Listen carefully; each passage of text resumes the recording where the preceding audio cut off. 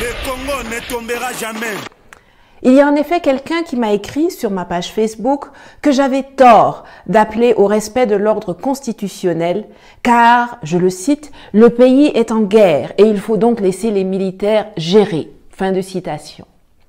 Comme si les militaires ne pouvaient pas se mettre au service du président par intérim prévu par la Constitution, à savoir le président de l'Assemblée nationale. Le système scolaire francophone ne nous apprend pas à travailler ensemble. L'individualisation est mise en exergue là où il faudrait nous former au travail en équipe. Sauvons l'Afrique. Le système éducationnel francophone et le système éducationnel anglophone. Est-ce que ce sont des choses, des éducations qui sont à la base de la destruction de l'Afrique? Et quelles sont les choses qu'on ne nous enseigne pas dans ces deux systèmes d'éducation anglophones et francophones ici en Afrique? Et comment les enjeux se passent exactement? Mesdames et messieurs, bonjour. Aujourd'hui, je vais préparer pour vous une vidéo de Madame Nathalie Yamb. Elle est en train de dire des grandes vérités extraordinaires au sujet de toutes ces choses. Je vous dirai simplement que vous ne serez jamais déçus après avoir suivi cette vidéo de Madame Nathalie Yamb. Et ce que je vais vous demander de pouvoir mettre en application tout ce que Madame Nathalie Yamb va vraiment nous proposer tout au long de cette interview, de cette vidéo. Je vous laisse d'abord à suivre cet élément. Je vais vous retrouver à la fin pour faire quelques commentaires ensemble avec vous. C'est parti. Bonjour à tous, je m'appelle Nathalie Yamb et je vous remercie pour tous les abonnements, les partages, les likes, les commentaires et suggestions que vous faites semaine après semaine. Mon propos aujourd'hui a été suscité par un commentaire sous un texte que j'ai publié sur la situation au Tchad vendredi passé. Il y a en effet quelqu'un qui m'a écrit sur ma page Facebook que j'avais tort d'appeler au respect de l'ordre constitutionnel car, je le cite, « le pays est en guerre et il faut donc laisser les militaires gérer ». Fin de citation. Comme si les militaires ne pouvaient pas se mettre au service du président par intérim prévu par la Constitution, à savoir le président de l'Assemblée nationale.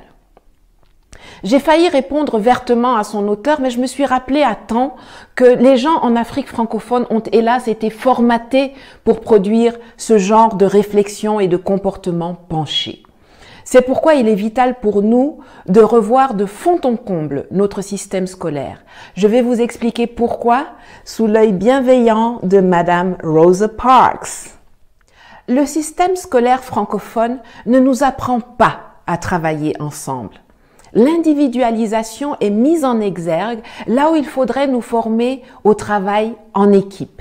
Ce n'est donc pas surprenant si, plus tard, on se retrouve avec une masse de personnes qui ne savent pas que notre seule issue en tant qu'Africains pour être compétitifs dans un monde globalisé est l'intégration, la mise en commun de nos atouts et de nos savoir-faire plutôt que de rester chacun pour soi dans son micro-coin. Dans le système anglophone, dès la petite école, on apprend à travailler sur des projets, on crée des clubs et des associations, on pratique le team building, on est pour la fortune commune, le Commonwealth. Le système scolaire francophone ne nous apprend pas non plus à défendre une idée ou à débattre. On nous apprend à répéter ce que d'autres ont dit. Les mieux notés sont ceux qui ont la faculté de réciter par cœur leurs leçons. L'interprétation, l'adaptation, l'élargissement des connaissances ne sont pas les bienvenus. Le système anglophone ou anglo-saxon met, lui, l'accent sur le développement personnel. La créativité ainsi que le processus sont autant, sinon plus valorisés que le résultat final. Dans le système francophone, c'est quand tu répètes fidèlement ce que le prof a dit que tu es en haut. Dans le système anglophone, quand tu fais ça, on te donne à peine la moyenne.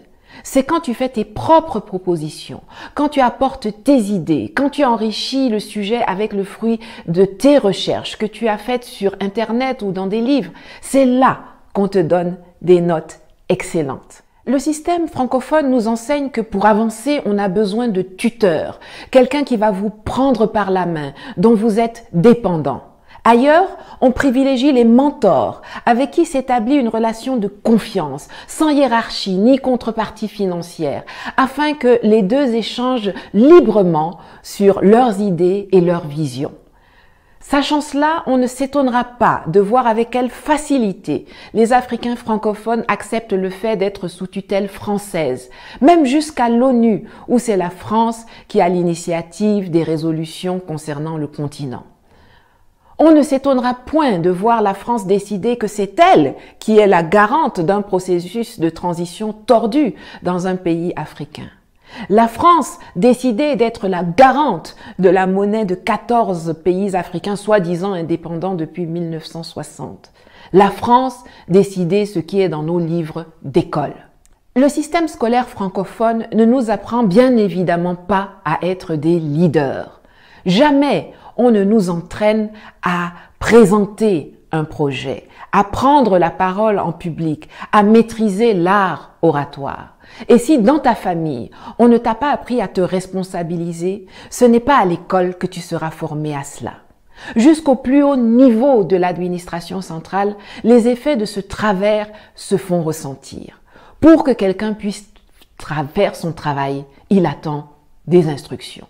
C'est comme ça que nos chefs d'État restent figés en attendant les ordres ou l'accord de Paris avant d'agir ou de décréter. C'est dans ça, vous voyez, sur instruction du président de la République ou du Premier ministre, le ou la ministre XYZ a fait ceci. Pourtant, il ou elle a une fiche de poste, une feuille de route, des objectifs et un budget. Mais non, il faut attendre des instructions. Tu es DG dans une société, dans un secteur donné, mais tous les jours, c'est toi qui attends les instructions. Tous ont peur de gérer, peur de prendre leurs responsabilités, peur de rendre compte. Le système francophone produit des suiveurs, des petits soldats, des gens dociles, des obéissants, des ventriloques. Il y a une façon de nous former qui fait que quand on sort de l'école, on ne devient non pas un homme au sens grand, plein et noble du terme, mais plutôt un assisté sur le plan intellectuel, social, financier, économique et politique. Le mal est profond. Comment peut-on se développer dans ces conditions? Alors oui, il y a la nécessité de se réapproprier notre histoire. Oui, il faut qu'on apprenne qu'avant Thémis, il y avait Maat, la divinité égyptienne de la justice et de la vérité. Avant La Fontaine, il y avait Ésope. Et que De Gaulle, Leclerc ou Napoléon ne sont les héros de personne en Afrique, contrairement à Thomas Sankara, Jerry Rawlings, Patrice Emery Lumumba, Ruben Umniobe, Aline Sitoé Diatta, Anna Zinga, Winnie Mandela, Dedan Kimathi, etc. Je vous recommande d'ailleurs la lecture du magnifique ouvrage de Karine Silla, Aline et les hommes de guerre, qui vous fera découvrir ou redécouvrir cette incroyable figure de la résistance sénégalaise, héroïne martyre de la lutte anticoloniale et méconnue dans le reste du continent, qu'est Aline Sitoé Diatta, et je vous mets le lien en commentaire. Alors oui, il faut que nous redéfinissions ce que nous appelons école en Afrique, pour que plus jamais des apatames et des paillotes qui s'enflamment pour un oui ou pour un non transforment nos enfants en torches, les faisant mourir atrocement pendant qu'ils sont en classe, si on ose décrire ces lieux ainsi, comme cela a été le cas pour 20 petits anges à Niamey il y a 2 semaines. Mais il faut surtout qu'on mette en place des programmes scolaires qui remplacent le dogme par le débat. Des programmes qui nous apprennent à nous défendre dans la société et à défendre la société dans laquelle nous vivons.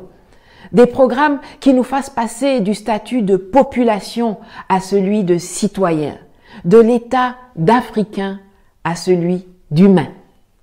Dans le système actuel, les gens comme moi, qui posent des questions, qui disent non, qui ont une autre vision, qui ne se soumettent pas devant l'autorité, surtout quand elle est mal incarnée, sont à combattre, dénigrer et à éliminer.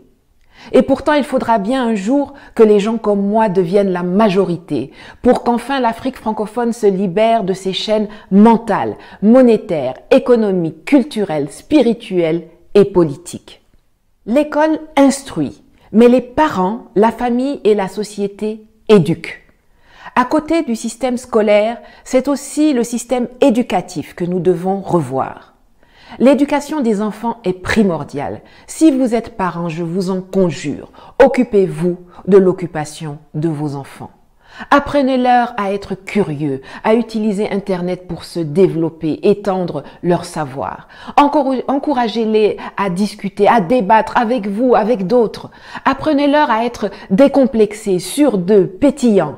Félicitez-les quand ils essaient quelque chose de nouveau, même si cela ne réussit pas du premier coup. Formez-vous vous-même pour pouvoir former mieux vos enfants, leur donner ce que vous n'avez pas pu avoir. Si vous le pouvez, mettez vos enfants dans un système anglo-saxon. Et si jamais vous n'avez pas les moyens de le faire, ayez recours aux possibilités de formation complémentaires gratuites qu'offre le monde moderne. Parlez-leur vos dialectes à la maison, mais veillez à ce qu'ils apprennent l'anglais, l'espagnol, le chinois ou l'allemand à l'école. Ça leur donnera des racines, tout en les dotant des ailes qui leur permettront de se déployer dans le monde. Quand vous voyez vos enfants s'intéresser à la nouvelle économie, aux crypto-monnaies, à l'intelligence artificielle, encouragez-les au lieu de les décourager ou de les moquer. Et vous, les jeunes, faites un usage intelligent des nouvelles technologies. N'utilisez pas seulement vos forfaits data pour suivre des clashs et des buzz insipides sur le net ou insulter les autres sur les réseaux sociaux. Inscrivez-vous pour suivre des MOOC. MOOC, ça signifie Massive Open Online Courses, c'est-à-dire des cours en ligne ouverts à tous et le plus souvent gratuits. Téléchargez la constitution de votre pays et lisez-la, apprenez-la, discutez-en avec vos parents, avec vos amis. Quand quelqu'un dit quelque chose, ne soyez pas paresseux. Le temps que vous prenez pour écrire « Quelle est ta source ?» ou bien « Insipide, ça veut dire quoi ?» C'est le temps que vous auriez pu prendre pour googler et chercher vous-même la source, les définitions et les informations complémentaires. Vous savez tous chanter les hits de Burna Boy, Rihanna, Bruno Mars. Ne vous contentez pas de répéter les paroles sans savoir ce qu'elles signifient. Cherchez la traduction en ligne, comme ça vous apprendrez l'anglais sans même vous rendre compte. Ne bâclez pas tout, apprenez à avoir de la ressource. Un exemple, créer une chaîne YouTube avec votre propre contenu vous donne de l'expérience et pourquoi pas des compétences en tant que producteur, réalisateur, scénariste, ingénieur son, acteur, monteur, graphiste, photographe, publicitaire, etc. Ces expériences et compétences pourront vous être utiles, vous ouvrir des débouchés professionnels, vous créer des sources de revenus et vous permettre de vous développer. Et ce n'est qu'un exemple parmi tant d'autres. Que chacun fasse sa part pour que nous puissions enfin sortir de cette usine de production de perroquets et de marionnettes appelée école dans le système francophone, que nous avons hérité de la colonisation et qui nous a servi et nous exclut de la compétition mondiale jusqu'à ce jour. En attendant que nous portions à la tête de nos États des gens qui vont investir massivement dans le développement du capital humain, car notre seule vraie richesse, c'est le talent, l'intelligence, la formation, la mentalité, les principes et les valeurs des hommes et des femmes qui constituent notre société, commençons déjà nous-mêmes à sortir du gouffre en s'instruisant, en éduquant correctement, en construisant notre esprit critique, en élargissant nos compétences et notre horizon. Libérons-nous. Let's go. À bientôt. Mesdames et messieurs, je crois que nous avons tous suivi cet élément de Madame Nathalie Yam. Vous avez compris les enjeux. Vous avez compris le débit qui pousse plusieurs Africains de pouvoir échouer. C'est d'abord au niveau de l'éducation. Qu'est-ce que nous sommes en train, ils sont en train d'enseigner, je dirais même, qu'est-ce que nous sommes en train d'enseigner à nos enfants africains, à la jeunesse africaine. Parce que chaque éducation se profite d'abord de leur auteur. Chaque auteur, lorsqu'il met son éducation, le système de son éducation, il y a des profits à l'interne, il y a des profits à l'intérieur de son éducation. Et aussi longtemps que nous serons en train d'enseigner à la jeunesse, à nos enfants, les systèmes éducationnels francophones ou anglophones, sachez-le que nous serons toujours le marionnette. Nous serons toujours au profit des Occidentaux, au profit des Européens. Il faut vraiment être au courant de ces choses.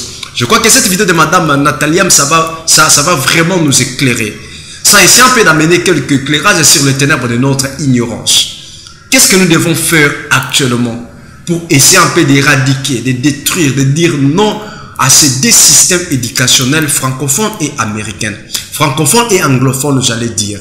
Il faut que nous puissions commencer à enseigner à nos enfants et à la jeunesse comment dire non et dire oui, comment s'imposer dans certaines choses, comment créer les choses pour l'avancée de l'Afrique, comment essayer un peu de réécrire l'histoire qui a été falsifiée, de prendre la conscience sur la création de beaucoup de choses, sur la modification de nos matières premières, comment gérer nos forêts, comment écrire l'histoire, pourquoi seulement étudier l'histoire des autres. C'est à ce moment que nous allons développer notre culture africaine. Parce que dans le système éducationnel anglophone ou francophone, c'est là, pendant ce temps ou dans ces choses-là, vous ne verrez jamais on est en train d'enseigner notre culture africaine. On a eu des héros, on a eu des héros avant la colonisation. Ces gens de grandes personnes ont essayé un peu de faire des grandes choses. On a essayé un peu de découvrir beaucoup de choses. Mais dans l'éducation anglophone, le système d'éducation anglophone ou francophone, dans ces choses-là, vous ne verrez jamais en train d'enseigner à nos peuples, à nos enfants, comment l'histoire était. Tu peux mettre un Américain ou un anglophone, je prenais même un Américain, tu poses la question à un enfant américain de t'écrire, de te faire situer là où se trouve, par exemple d'abord, la République démocratique du Congo. Ça sera un peu difficile parce que la jeunesse américaine sont vocalisées plus dans leur système, dans leur culture, comment ces choses se passent. Ces gens-là sont ignorants du reste du monde.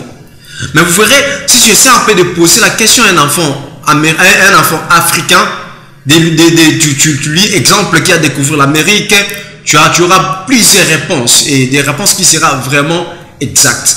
Pourquoi ces choses-là? Parce que nous prenons le temps de commencer à enseigner à nos enfants la culture des autres, le système éducationnel des autres. Mais c'est le temps de mettre fin à ce genre de choses. Au travers de cette vidéo est un peu d'éveiller ma conscience, d'éveiller la conscience des Africains. Il n'est pas seulement question d'écouter et de rester sur place, mais il est question aussi d'écouter et de mettre en application. Salut mesdames et messieurs. Mesdames et messieurs, cette analyse vient de prendre fin maintenant. Je vous donne rendez-vous à la prochaine occasion. Singila. Le Congo ne tombera jamais, car la victoire du Congo dépend de l'Éternel, Dieu des armées, et à ses prophètes qui craignent l'Éternel, comme l'évangéliste Bishop John Israël Makiese, descendant de Fumu Kimbangu, Jean-Baptiste, 3e millénaire. Voici le temps de l'éveil prophétique. Lèvons-nous donc contre ce long peuple congolais. Défendons notre patrie, car le Congo ne tombera jamais. Vouloir ses pouvoirs, c'est maintenant ou jamais, c'est maintenant ou jamais, maintenant ou jamais. Yahweh, sunga peuple congolais, bitumbo tozobunda, Ezaya Nzotote, Ezaya Molimo. Archevêque Koutounou Fernando, Yahweh, sunga Bishopé, John Makiese, bitumbo azobunda, Ezaya Nzotote, Ezaya Molimo.